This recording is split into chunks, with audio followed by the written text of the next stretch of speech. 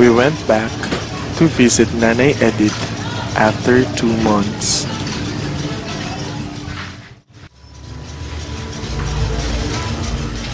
They still live in the abandoned barangay outpost, a slum area in Parañaque, Manila, Philippines.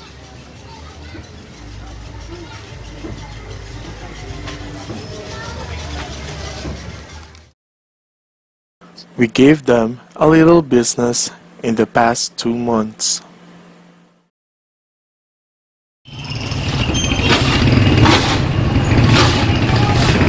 She is Nanay Edith. She's a mother and her job is a street sweeper. She raised her 7 children alone. His husband died last year because of diabetes. Because of lack of income and difficulty in life, they never had a chance to give his husband a treatment to save his life. Their house is only 2 floors. The second floor serves as a bedroom to their children. It's hot, and the rain can also enter because of the hole in the wall made of corrugated iron.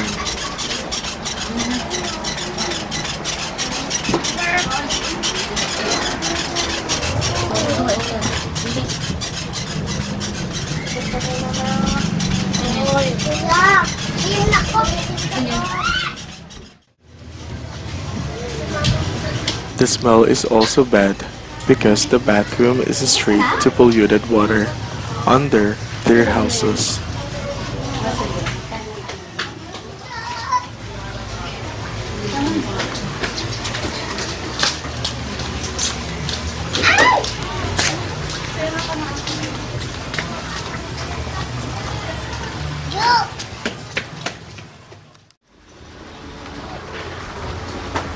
Ako po si Pamela, 21 years old po. May 7 magkapatid po.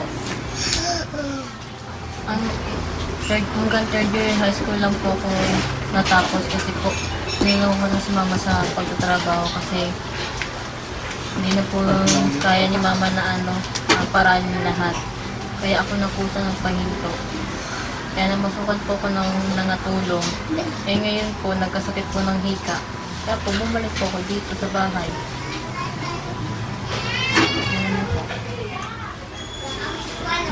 Last year po, namatay po yung papa namin dahil po sa diabetes. Hindi na maga po yung mga kita niya. Hindi po namin siya napagamot. Kaya po siya namatay. Kasi mama na lang po nag-aaruga sa amin. Kaya mama po hirap na hirap sa pagtrabaho kami. Yung imong kapatid ko naman tumutulong sa amin para mabuhay lang po yung mga kapatid na nag-aaral. Si Ate Vilma po, 24 years old, nandun po sa probinsya kasi nung pinag-aaral ng mama ko kasi hindi na po kaya ni mama para si Ate Vilma. Nandun po sa lola namin. Lola po namin nagpapaaral sa kanya. Ako po si Boy Trabaho po, approximately 300 na isang araw po. Tulong lang ako.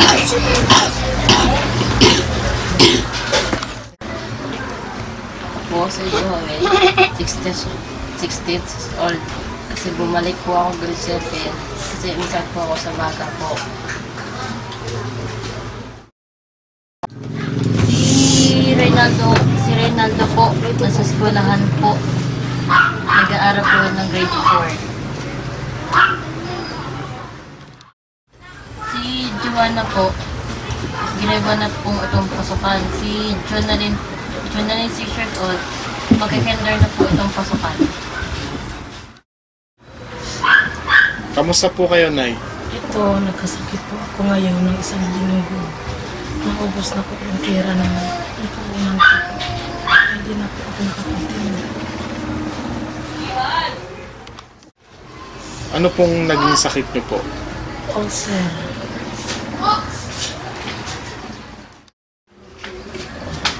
Nalilipasan po ba kayo ng gutom, Nay? Opo, nalilipasan po ako ng gutom. Dahil nag-iba na po ang schedule po namin. Nauwi na po kami ng alas 9 ng umaga.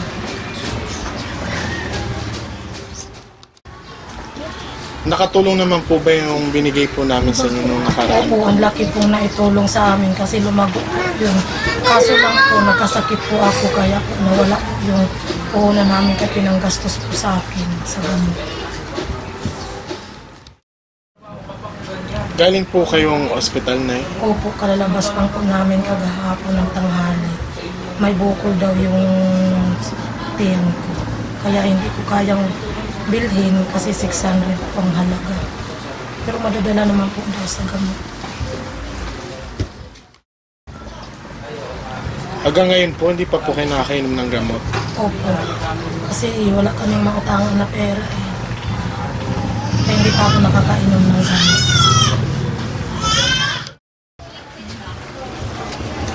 Isang linggo po ako bago mag-isugod sa ospital. Naninilipid po ako sa sakit ng tiyan para mawala ang sakit ng tiyan ko. Nag-aplasan po ako ng Epicacel tapos nag-hot compress po. So, hindi po kayo nakakapasok sa trabaho, Nay? Hindi na po 2 linggo na po. Kamusta po, Nay? Yun pa rin po ba ang trabaho niya? Ganun pa rin po. Step saver pa po ako ngayon. Ang trabaho ko ganun pa rin po. 218 po ang sahod sa isang araw.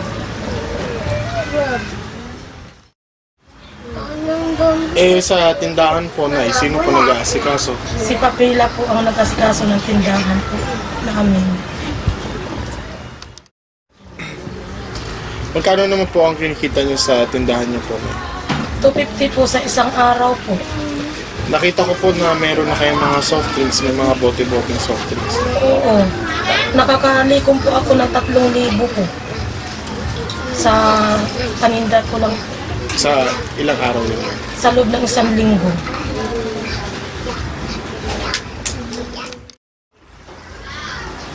Wala na pong laman ang tindahan ko po. Gawa ng nagpasukan po, binili ko po yung ibang gamit ng mga anak ko. Kaya soft drinks na lang po ang paninda ko po ngayon.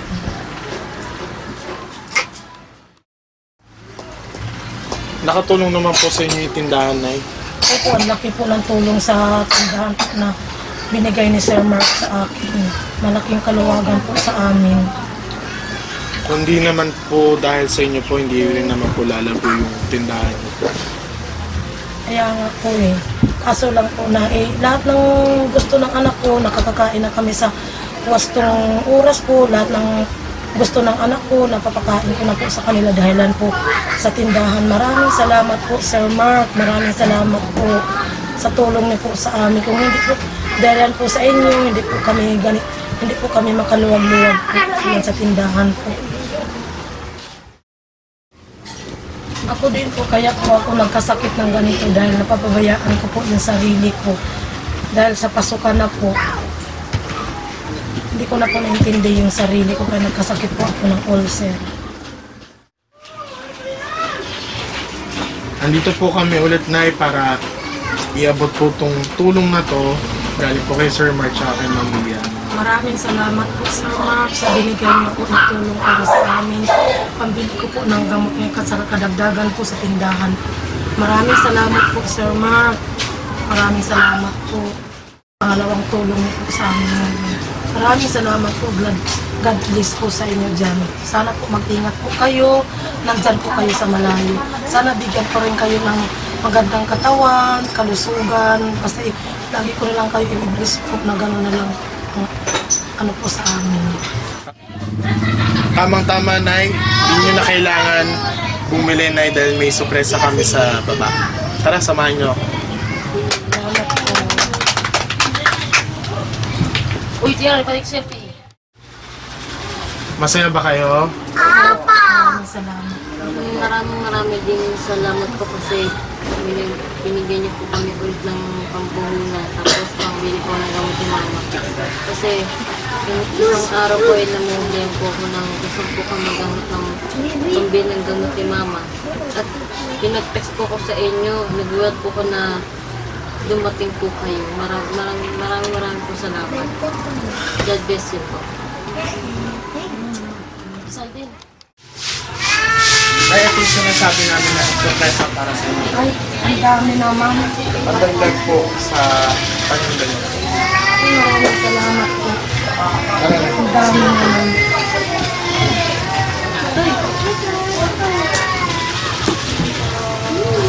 Ang dami ah.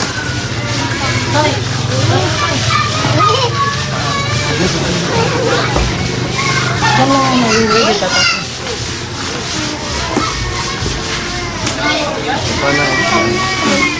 Salamat.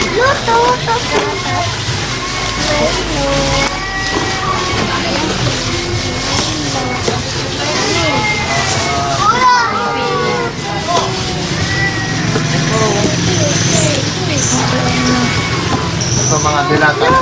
Baga di. Kumaki. Ito mga juice. Pwede nyo rin isama sa yung mga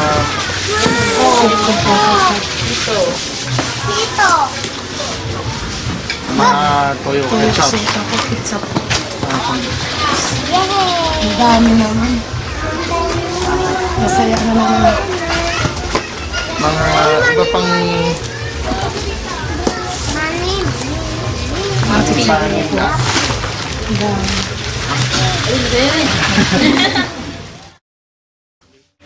ano po masasabi na Natutuwa po ako sa binigay ni Sir Mark po sa amin, yung kadagdagan sa tulong na po sa amin. Maraming salamat po, Sir Mark. Maraming salamat po.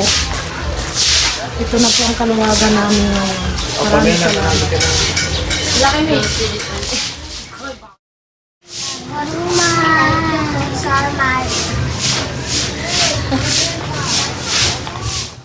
Magkano nito? Lista kay Kuya pag kumuha Joel kayo is ha. busy transferring the juices. Balik sa dating gawin. Lista kay Kuya.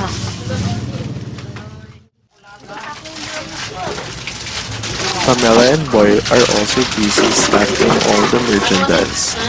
You can see to them how excited they are to reopen their sari-sari store. Again, Nanay Edith's store is filled with merchandise.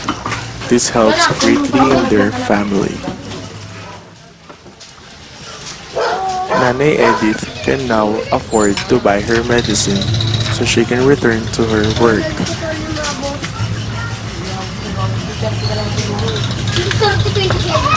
Maraming salamat Sir Mark sa binigyan ng tulong sa amin. Maraming salamat. Uwi mga bata. Alagaan po namin. Salamat po sa tulong.